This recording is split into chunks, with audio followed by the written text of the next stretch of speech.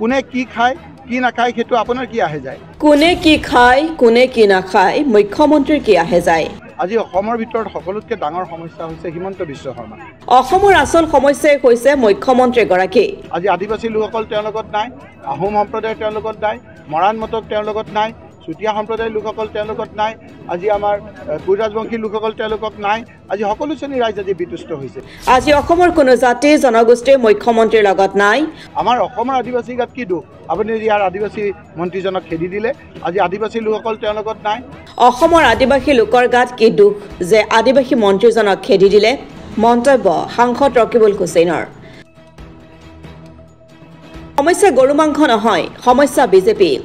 চেঙাৰ ভাতনাপাইতে চৰত ভাৰতীয় জাতীয় কংগ্ৰেছ দলৰ এক বিশাল কৰ্মী সভা সম্পূৰ্ণ হয় তাত এনেদৰে ভাষণ ৰাখে সাংসদ ৰকিবুল হুছেইনে বিজেপি জিকিব বুলি ভাবিছিল সবেই কিন্তু একমাত্ৰ আমাৰ আদিবাসী নেতা হেমন্ত সোৰেনক অন্যায় কৰাৰ কাৰণে তেওঁক অপমান কৰাৰ কাৰণে তেওঁক জেলত নিয়াৰ কাৰণে আৰু হিমন্ত বিশ্ব শৰ্মাৰ মুখখন ছবিখন আজি ঝাৰখণ্ডত ৰখাৰ কাৰণে আজি তাত ঝাৰখণ্ডৰ আদিবাসী মানুহসকলে তেখেতক প্ৰত্যাখ্যান কৰিলে আৰু যেতিয়া তেওঁক প্ৰত্যাখ্যান কৰিলে যেতিয়া আদিবাসী মানুহসকলে তেওঁক প্ৰত্যাখ্যান কৰিলে যেতিয়া দিল্লীত বিজেপি নেতাসকলে তেওঁক বহিব নিদিয়া হ'ল এতিয়া তেওঁ কথা বেলেগ ফালে ডাইভাৰ্ট কৰিবলৈ বিচাৰিছে আমি বিধানসভাত কৈছিলোঁ তাৰপিছত তেওঁ কৈছিল যে 5 কিলোমিটাৰৰ আঁতৰত গো মাংস যোনে কাটে আমাৰ বেলেগ ধৰণৰ মানুহ থাকিলে কাটিব নোৱাৰে আমি কৈছিলোঁ অন্ততঃ 10 কিলোমিটাৰ কৰি দিয়ক ৰেকৰ্ডত আছে তেওঁ ক'লে যে বেছি ইনচিষ্ট কৰিলা মই 2 কিলোমিটাৰ কৰি দিম কি নতুন আইন কৰিলা তুমিতো আগতে এই আইন কৰি থৈছা এতিয়া কথা হ'ল তুমি যে আজি এই কথা কৈছা তুমিতো নেডাৰ কনভেনৰ সেই নেডাৰ কনভেনৰ হিচাপে শ্বিলঙত তুমি সেই আইন প্ৰয়োগ কৰিবা নে নকৰা তুমি বিজেপিৰ নেতা হিচাপে গোৱাত গৈ সেই আইন তুমি প্ৰৱৰ্তন কৰিবা নে নকৰা আজি এই কথাবিলাক কৈ সমাজৰ মাজত চেবেলি বেদেলি কৰিবলৈ আহিছা তুমি আজি আদিবাসী লোকসকলক অপমান কৰিছা তোমাৰ কথা যদি আদিবাসী লোকসকলে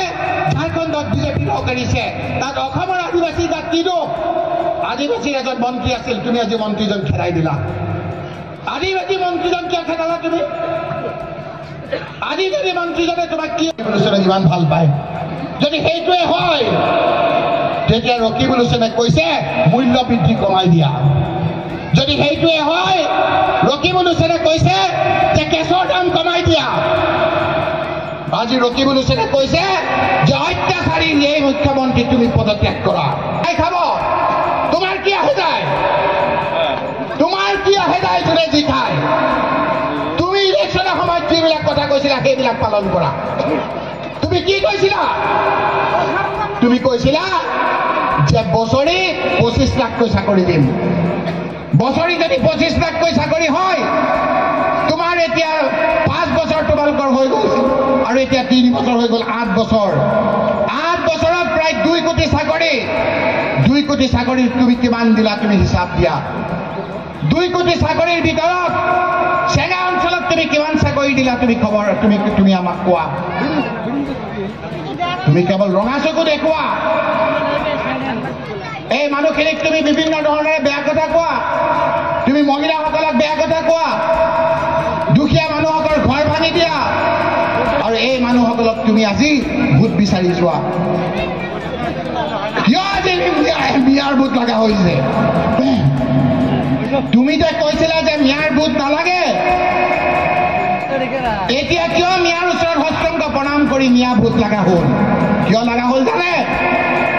য'ত বিজেপিৰ সমৰ্থক আছিল সেই সমৰ্থক আজি নাইকিয়া হ'ল হিমন্ত বিশ্ব শৰ্মাক গলা পেলালে 6 জনগোষ্ঠী আহোম মৰাণ মটক কোচ ৰাজবংশী চুতীয়া আৰু ট্ৰাইবেল আৰু আদিবাসী এই 6 জনগোষ্ঠীক জনজাতি কৰিম বুলি কৰি ভোট ল'লে 100 দিনৰ ভিতৰত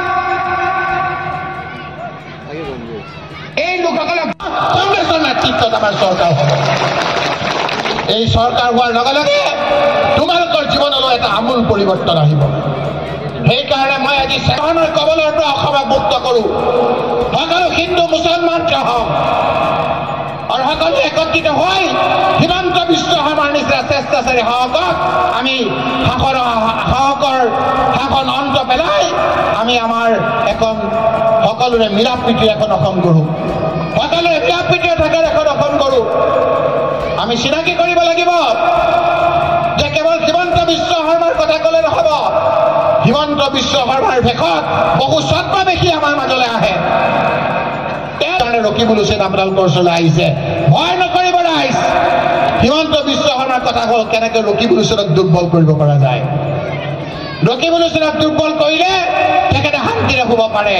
হিমন্ত বিশ্ব শৰ্মা ডাঙৰীয়া, আপুনি মোক যিমান খুচিব সেই দিনটো তেজ থাকালৈকে মই এইসকলৰ লগত থাকিম, আপুনি মোক নোৱাৰে। মাৰি পেলালে বেলেগ কথা,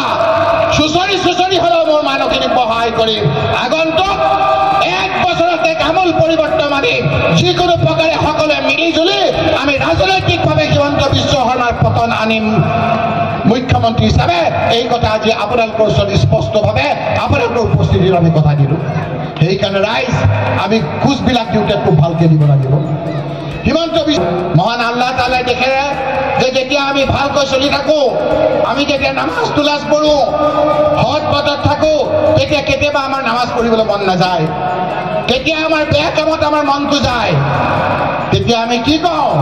যে তোমাৰ শয়তান লাগিছে, কওঁ নে নকওঁ? শয়তান লাগিছে। হিমন্ত বিশ্ব শৰ্মাই আমাৰ মাজত বহুত শয়তান পঠিয়াই দিছে। সেই শয়তানসকলক আমি চিনাক্ত কৰিব লাগিব। আৰু শয়তানৰ চৰ্দাৰ কোন শয়তান? শয়তান হ'ল ইবলিছ। ইবলিছ শয়তান আমাৰ মাজত সোমাই দিছে, আমি তেওঁলোকক চিনাক্ত কৰিব লাগিব। আমাৰ মাজৰ যিকেইটা শত্ৰু, সেই শত্ৰু ভাটনাপাইটি মণ্ডল কংগ্ৰেছৰ সভাপতি ইউছুফ আলী সাহাবৰ সভাপতিত্বত কৰ্মী সভাত মুখ্য অতিথি হিচাপে উপস্থিত থাকে 2 নম্বৰ ধুবুৰী লোকসভাৰ সাংসদ ৰকিবুল হুছেইন। ভাষণত সাংসদগৰাকীয়ে আৰু কয় যে বিভিন্ন অঞ্চলৰ খেতিয়কসকলৰ লগত মত বিনিময় কৰাৰ পিছত তেওঁ জানিবলৈ পায় যে বৰ্তমান সময়ত খেতিয়কসকলে মাকৈ মূল্য প্ৰতি কুইণ্টলত মাত্ৰ 1200 টকাহে পাই আছে। আৰু সাংসদগৰাকীৰ প্ৰচেষ্টাত আগন্তুক দিনত প্ৰতি কুইণ্টল মাকৈৰ দাম 2270 টকাকৈ খেতিয়কসকলে পাব বুলি নিশ্চিত আশ্বাস প্ৰদান কৰে। লগতে কয় যে চেঙা সমষ্টিৰ দৰিদ্ৰ শিক্ষাৰ্থীসকলে 2 লাখ টকা খৰচ কৰি খোজাই লৈ যোৱাৰ বিপৰীতে বৰপেটা নাইবা গোৱালপাৰা জিলাতে মাত্ৰ 40,000 টকাৰ বিনিময়তে ভাল শিক্ষা গ্ৰহণ কৰিব পাৰিব বুলি ভাষণত তেওঁ প্ৰকাশ কৰে। আৰু ইয়াৰ বাবে তেখেতে বিভিন্ন অঞ্চলৰ শিক্ষানুষ্ঠানৰ শিক্ষাবিদসকলৰ লগত আলোচনা কৰে বুলিও ভাষণ প্ৰসংগত তেওঁ কয়। সভাত উপস্থিত থাকে কংগ্ৰেছ দলৰ বিধায়ক আব্দুল বাটেন খণ্ডকাৰ, আফতাব উদ্দিন মোল্লা, আব্দুৰ ৰহিম আহমেদ, একে ৰচিদ আলমকে ধৰি কেইবাজনো গণ্যমান্য ব্যক্তি। ধুবুৰী লোকসভা সমষ্টিৰ অন্তৰ্গত চেঙা বিধানসভা সমষ্টিৰ চৰ অঞ্চলৰ পাৰ্টটোত খেতিয়কসকল আৰু শিক্ষাবিদসকলক লৈ এখন সভা হৈছিলে, য'ত খেতিয়কসকলৰ উপাৰ্জন কেনেকৈ বঢ়াব, কেনেকৈ মাকৈ খেতি কৰি তেওঁলোকে বিক্ৰী কৰি উপযুক্ত মূল্য পাব, কেনেকৈ সেই পইচাৰে নিজৰ ল'ৰা ছোৱালীক ভালকৈ পঢ়াব, সেই এক ধৰণৰ এখন সভা আছিল। সেই সভাৰ লগত সংগতি ৰাখি কংগ্ৰেছ দলে এদিনৰ ভিতৰতে এখন সভা কৰিলে।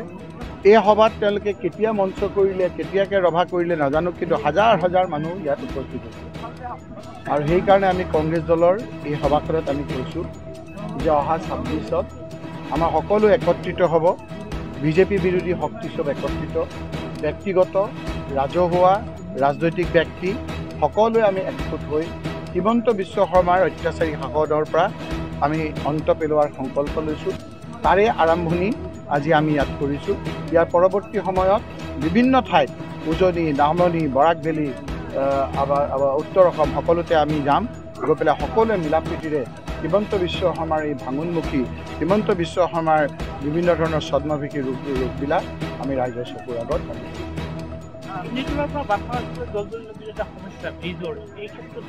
আপোনালোকে দেখিছে যে এই সমস্যাখিনি আমি এইকেইটা দিনৰ ভিতৰতে মই সজোৰে আমি লোকসভাত উত্থাপন কৰিছোঁ। আৰু লোকসভাত কৈছোঁ যে যেতিয়ালৈকে গৰাখহনীয়া সমস্যাটো আমাৰ নেশ্যনেল সমস্যা, ৰাষ্ট্ৰীয় সমস্যা বুলি ডিক্লেয়াৰ নকৰে, তেতিয়ালৈকে তালি টুকুৰা পাৰি আমি কোনোমতে আমি এই সমস্যাৰ লগত যুঁজিব পাৰিম, আমি স্থায়ীভাৱে সমাধান কৰিব নোৱাৰিম। সেইকাৰণে মই লোকসভাত সজোৰে কৈছোঁ যে ব্ৰহ্মপুত্ৰ এখন নদী নহয়, নদ, এখন মেইন ৰিভাৰ, আৰু তেওঁৰ উপনৈসমূহৰ যিটো স্বভাৱ ভাৰতবৰ্ষৰ বাকীবিলাক নদীৰ লগত স্বভাৱৰ লগত নিমিব গতিকে ব্ৰহ্মপুত্ৰৰ এই কথাখিনি পাতিবৰ কাৰণে আমাক এখন মোক যিখন আমাৰ সকলোতকৈ শক্তিশালী কমিটি লোকসভাৰ আমাৰ স্থায়ী কমিটি ষ্টেণ্ডিং কমিটি সেই ষ্টেণ্ডিং কমিটিত ৱাটাৰ ৰিচোৰ্চত মোক সদস্য কৰিছে তাতো আমি ব্ৰহ্মপুত্ৰ বৰ্ডৰ সকলো বিষয়াসকলক মাতি আনি এই গৰাখহনীয়া সমস্যাটো কেনেকৈ সমাধান কৰিব পৰা যায় কেনেকৈ এইটো নেশ্যনেল সমস্যা হিচাপে ডিক্লেয়াৰ কৰিব পৰা যায় তাৰ চেষ্টাত আমি আছোঁ এতিয়া আমি 26লৈকে অন্তত পাৰিম নে নোৱাৰিম মই নাজানো কিন্তু 26ত যেতিয়া এই চৰকাৰ সলনি হ'ব নিশ্চয়কৈ আপোনালোকে কোৱা এই সমস্যাবিলাকৰ স্থায়ী সমাধান হ'ব ৰাজনৈতিক মহলত গো মাংসলৈ আপোনাক লৈ বহুত চৰ্চা হৈ আছে হিমন্ত বিশ্ব শৰ্মা ডাঙৰীয়াই নিজৰ গাত বস্তুবিলাক আমাৰ গালে ঠেলিব বিচাৰিছে আজি মোৰ কথাই যদি তেওঁ শুনে তেতিয়া তেওঁ পদত্যাগ কৰক তেওঁ আজি অসমৰ ভিতৰত সকলোতকৈ ডাঙৰ সমস্যা হৈছে হিমন্ত বিশ্ব শৰ্মা সকলো জাতি জনগোষ্ঠী তেওঁৰ ওপৰত বিতুষ্ট তেওঁ কেৱল পুলিচ আৰু বিভিন্ন ৰঙা চকুৰে তেওঁ ৰাজত্ব কৰিব বিচাৰিছে তেওঁ যদি আমি তেওঁক বিধানসভাৰ মজিয়াটো এই কথাত বিৰোধিতা কৰিছোঁ কোনে কি খায় কি নাখায় সেইটো আপোনাৰ কি আহে যায় মুখ্যমন্ত্ৰী সেইটো কাম নহয় মুখ্যমন্ত্ৰীৰ কাম হ'ল আপুনি 25 লাখকৈ বছৰি চাকৰি দিম বুলি কৈছিল চাকৰি দিলে নে নাই আপুনি মূল্যবৃদ্ধি ৰোধ কৰিম বুলি কৈছিল মূল্যবৃদ্ধি ৰোধ কৰিলে নে নাই আপুনি প্ৰত্যেকজনে মহিলাক লাখপতি বনাম বুলি কৈছিল লাখপতি আপোনালোকে দিলে নে নাই আপুনি চাকৰি বাকৰিৰ পৰা আজি আমাৰ নিবনুৱা সংখ্যা বাঢ়ি গৈছে আজি এটা সৰু পোষ্ট ওলালে MA পাছ BA পাছ ল'ৰাই আজি এপ্লাই কৰে হাহাকাৰ লাগিছে ইফালে আপুনি হেলিকপ্টাৰ উঠিবৰ কাৰণে ধাৰ লৈ ফুৰিছে ৰাইজৰ স্মাৰ্ট মিটাৰৰ প্ৰকোপত পইচাৰ প্ৰকোপত থাকিব নোৱাৰে স্মাৰ্ট মিটাৰৰ পইচা লৈ আপুনি উৰাজাহাজত উৰি ঝাৰখণ্ডলৈকে গৈছে আজি ঝাৰখণ্ডত আজি আদিবাসী লোকসকলে আপোনাৰ মুখখন দেখি বিজেপিক নাকচ কৰিলে আমাৰ অসমৰ আদিবাসী গাত কি দুখ আপুনি ইয়াৰ আদিবাসী মন্ত্ৰীজনক খেদি দিলে আজি আদিবাসী লোকসকল তেওঁৰ লগত নাই আহোম সম্প্ৰদায় তেওঁৰ লগত নাই মৰাণ মটক তেওঁৰ লগত নাই চুতীয়া সম্প্ৰদায়ৰ লোকসকল তেওঁৰ লগত নাই আজি আমাৰ কোচ ৰাজবংশী লোকসকল তেওঁলোকক নাই আজি সকলো শ্ৰেণীৰ ৰাইজ আজি বিতুষ্ট হৈছে আৰু সেইকাৰণে তেওঁ আমাৰ মাজত বিভিন্নজনৰ মাজত কাজিয়া পেচাল লগাই পুলিচ লগাই কেনেকৈ বৈতৰি দি পাৰ হ'বলৈ লাগে সেইটো চেষ্টাত লিপ্ত হৈছে আপোনাক মই ক'লোঁ চামগুৰি নিৰ্বাচনেই তেওঁ কাল হ'ল চামগুৰিত আজি তেওঁ কৈছে যে তেওঁ জিকিলে তেওঁতো নিজে এবাৰ হাৰিছে তেওঁ নিজে এবাৰ হাৰিছেনে নাই 1996 চনত তেওঁ নিজে এজন MP তেওঁ মন্ত্ৰী হৈ থকা অৱস্থাত তেওঁ জালুকবাৰী 10,000 20,000 ভোটত তেওঁ হাৰিছেনে নাই মইতো নিজে হাৰা নাই এতিয়ানো আজি আমাৰ যিটো নতুন চামগুৰি তাত আমি এতিয়াও আমাৰ 10,000 ভোট আমাৰ লিড হৈছে গতিকে তেওঁ বিভিন্ন প্ৰকাৰে ৰেগিং কৰি আমি